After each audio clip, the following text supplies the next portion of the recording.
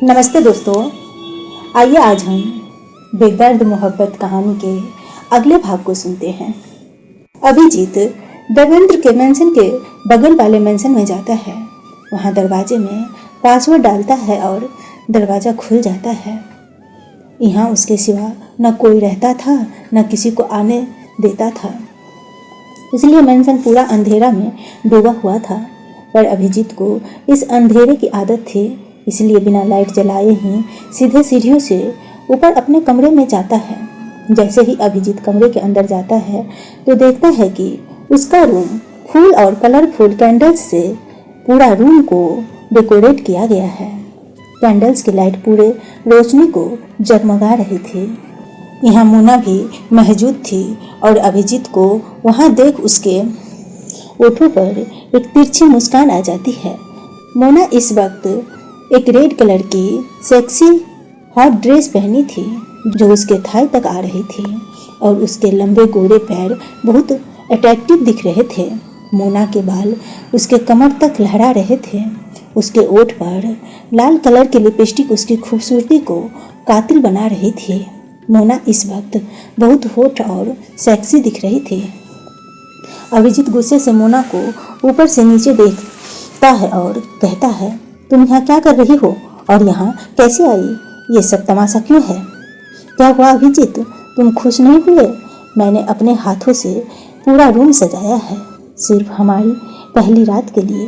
मोना धीरे धीरे अभिजीत के पास जाती है और उसके सीने पे हाथ फेरते हुए उसके चक्कर मारते हुए बोलती है, अपना हाथ हटाओ और मेरे सवाल का जवाब दो। अभिजीत की आवाज़ गुस्से से दम दम हो रही थी। उसकी आवाज़ सुनकर इस वक्त किसी के भी रोंगटे खड़े हो जाते, पर मोना को कोई फर्क नहीं पड़ता है। वह अभिजीत को पीछे से कस के पकड़ लेती है और अभिजीत को खुद से दूर नहीं होने देती। वह बड़े मायूसियत से अपना चेहरा अभिजीत के कंधे पर रखते हुए बोली, ओहो अभिजीत, तुम ना भले ही 2 साल मेरे साथ रिलेशनशिप में थे, पर तुम्हें ना सच में मेरे बारे में कुछ नहीं पता। मैं मोना सिंघानिया हूँ, जिसे तुम्हारा कोई राज छिपा हुआ नहीं है। रही बात इस घर के बारे में जानने की, तो ये बहुत छोटी बात है और उसे भी आसान इस घर का पासवर्ड। मोना हंसते हुए बोली। अभिजीत मोना को उसे दूर करने का कोशिश करते हुए बोला, दूर हटो मेरे से, और ये सब क्या नाटक है? और ये बातों तुम लोगों के सामने क्या बकवास कर रही थी हमारे शादी के बारे में? हमने कब कोर्ट मैरिज किया है? मोना मुस्कुराती है और अभिजीत के सामने जाके खड़े हो जाती है। मोना अपना उंगली अभिजीत के चेहरे पर प्यार से फिराते हुए प्यार से बोली, बीवी, तुम तो बोलते थे कि तुम मेरे से बहुत प्यार करते हो और हमेशा साथ रहोगे। तुम्हें याद नहीं? तुम मुझे स्विट्जरलैंड ले गए थे और मुझे प्रपोज भी किया था और बोलते थे कि तुम मुझसे शादी करना चाहते हो और हमेशा साथ रहना चाहते हो। बेबी, तुम भूल गए क्या? अभिजीत गुस्से से मोना का हाथ पकड़ लेता है और पीछे झटक देता है, जिससे मोना 2-3 कदम पीछे हो जाती है। अभिजीत गुस्से से मोना की तरफ घूरते हुए बोला, वो सब नाटक था। मैंने तुमसे कभी प्यार ही नहीं किया। तुम्हें बहुत घमंड था ना अपने अभिमान और रुतबे पर, वही मुझे तोड़ना था। इसलिए मैंने सिर्फ और सिर्फ 2 साल तक बस प्यार का नाटक किया। अभिजीत की बात सुन मोना शॉक हो जाती है और वहीं नीचे फर्श पर बैठ जाती है। मोना को इस वक्त अभिजीत की बात छुरी की तरह लगी थी। मोना को इस समय लाचार की तरह देख अभिजीत के ओठों पर मुस्कान आ जाती है, जो मोना के नज़र से छिपती नहीं है। मोना घुटनों के बल अभिजीत के पास जाती है और अभिजीत के दोनों पैरों को गले से लगा लेती है, जिसकी पकड़ बहुत मजबूत थी, जिसे पता चल रहा था कि मोना उसे जानने नहीं देना चाहती थी। मोना इस वक्त कभी भी रो सकती थी। उसे देख साफ लग रहा था कि उसे बहुत बुरा लग रहा है, जो उसे बर्दाश्त नहीं हो रहा है। मोना रोते हुए आगे बोलती है, अभिजीत, मुझे कोई फर्क नहीं पड़ता तुम मुझसे प्यार करते थे कि नहीं, पर मैं तुमसे बहुत प्यार करती हूँ, बहुत ज़्यादा। आज तुमने जो मेरे साथ किया है, मैं सब भूल जाऊँगी, सब ठीक हो जाएगा। आज के बाद हम एक अच्छे पति पत्नी बन के रहेंगे। मैं तुम्हारी हर गलती माफ़ कर लूँगी, पर आज मेरे से वादा करो, आज के बाद तुम सिर्फ और सिर्फ मेरे रहोगे। अभिजीत मोना की बात सुनते हुए घमंड से बोला, क्या बकवास है मोना, मुझे न तुमसे कोई फर्क नहीं पड़ता। चाहे तुम मेरे से प्यार करो चाहे नहीं, तुम मेरे लिए वही बाकी लड़कियों की तरह हो जिसे मैं यूज करके फेंक देता हूँ, या ये कह लो मेरे लिए तुम उन लड़कियों में से घटिया हो, उसके तरफ तो मैं छूने क्या देखना भी पसंद नहीं करता हूँ। अभिजीत की बात सुन मोना अपने आँख के आंसू पोंछती है और फिर मोना तालियां मलते हुए जोर जोर से हंसने लगती है। मोना की ऐसी हरकत देख अभिजीत को लग रहा था कि मोना सच में पागल हो गई है। मोना हंसते हुए बड़े प्यार से अभिजीत को देखते हुए बोली, तुम्हें क्या लगा मैं सच में तुमसे प्यार करती हूँ? तुम्हें क्या लगा तुम मेरा यूज करोगे और मुझे कभी पता भी नहीं चलेगा? तुम्हें क्या लगता है अच्छा नाटक सिर्फ तुम ही कर सकते हो, मुझे नहीं आता? कैसा लगा मेरा नाटक? उसकी तो हंसी से उसकी आंखें ही बंद हो जा रही थी। वह इतनी खुश नजर आ रही थी कि इस वक्त अभिजीत ने पहली बार मोना को इस तरह हंसते हुए देखा था।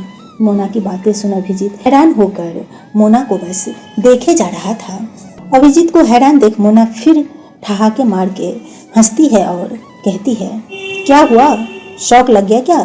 तुम सोच में पड़ गए ना, इतनी अच्छी एक्टिंग कहाँ से सीखी, यही सोच रहे हो ना? अरे बाबा, एक्टर की बीवी हूँ तो इतनी एक्टिंग तो आनी चाहिए ना, है ना? खुद को मेरी बीवी मत बोलो, तुम मेरी बीवी नहीं हो सकती। हमारी शादी ही नहीं हुई है तो तुम किस हक से खुद को मेरी बीवी बोल रही हो? अभिजीत गुस्से से बोला। मोना हंसी और बेड पर रखी एक डॉक्यूमेंट पेपर उठाकर अभिजीत को देते हुए बोली, ये देखो हमारी शादी हो गई है और इसमें तुम्हारा सिग्नेचर भी है और इसमें साफ साफ लिखा है कि हम दोनों पति पत्नी हैं। अभिजीत उस डॉक्यूमेंट को अच्छे से देखता है जिसमें उन दोनों की साथ में फोटो थी।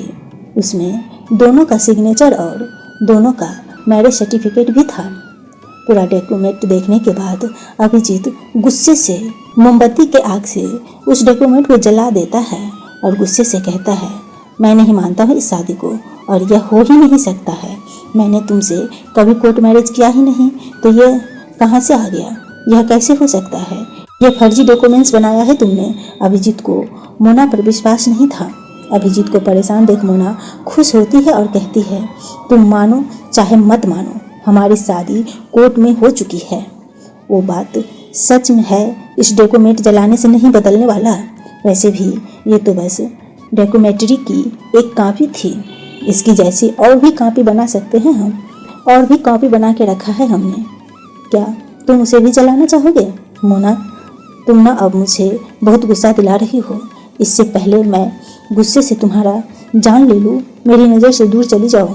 अभिजीत का पारा हाई हो गया था, जो कभी भी किसी वक्त फूट सकता था, पर मोना को अभिजीत के गुस्से से कोई फर्क ही नहीं पड़ रहा था। वो आगे बोली, मैं समझ सकती हूँ तुम्हें कितना गुस्सा क्यों आ रहा है, हाँ, पर गलती तुम्हारी भी नहीं है। वैसे भी जब हमारी कोर्ट मैरिज हुआ था उस दिन तुम बहुत नशे में थे, इसलिए शायद तुम्हें कुछ याद नहीं। क्या मैं तुम्हें याद दिलाऊं? इतना बोलकर मोना अभिजीत के पास जाने लगती है।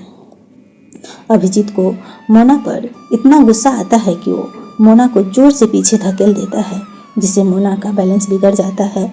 उसका एक हाथ पीछे टेबल में कांच में रखे मोमबत्ती के कैंडल से टकरा जाती है, जिससे वह कांच में रखी कैंडल नीचे गिर जाती है और कांच के टुकड़े टूटकर बिखर जाता है। मोना भी वहीं नीचे गिर जाती है, जिससे मोना की हथेली में एक कांच का टुकड़ा चुभ जाता है, जिससे खून निकलने लगता है। पर मोना को कोई फर्क नहीं पड़ता। वह नीचे गिरी थी, फिर भी अभिजीत को देखकर मुस्कुरा रही थी, जिससे अभिजीत का पारा और भी बढ़ते ही जा रहा था। अभिजीत गुस्से से बोलता है, तुमने मेरे नशे में होने का फायदा इस तरह से उठाया है। मोना, तुमने अच्छा नहीं किया यह कोर्ट मैरिज करवा के। तुम्हें बहुत पछताना पड़ेगा, याद रखो। तुम क्या सोचती हो मेरे साथ रहना इतना आसान है?